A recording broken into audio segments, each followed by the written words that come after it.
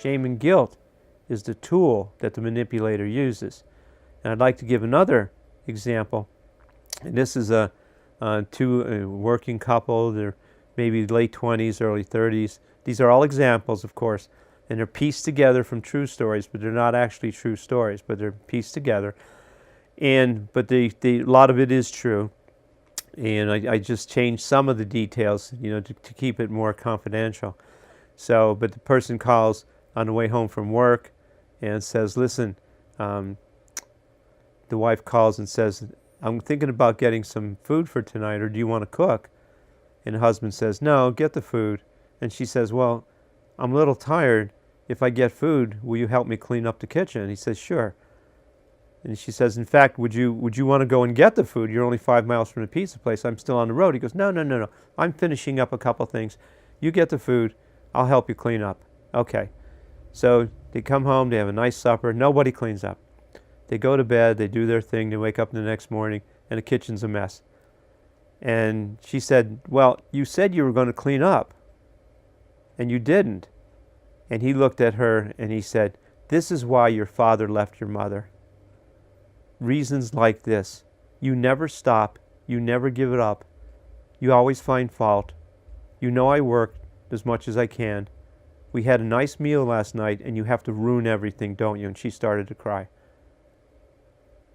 He's using guilt and shame to make her weak and confused, so she cannot hold him accountable for his bad deeds, such as not cleaning up. So, how would boundaries work with this type of manipulation?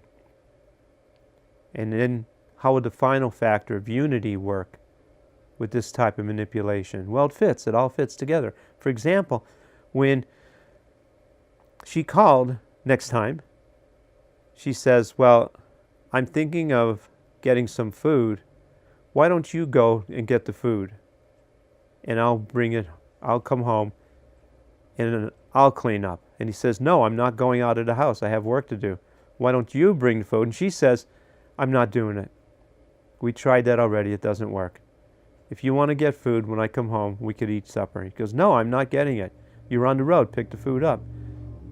She refuses to bring the food home unless he agrees that he would help clean up together. Now that's a spin on this, because then she could say to him, this is unity. That's manipulation versus boundaries, shame and guilt versus unity. And she introduces the concept over the phone at this point in the conversation, and she says, I'll tell you what, this is how people work things out. She said, I'll tell you what, you don't want to go out of the house.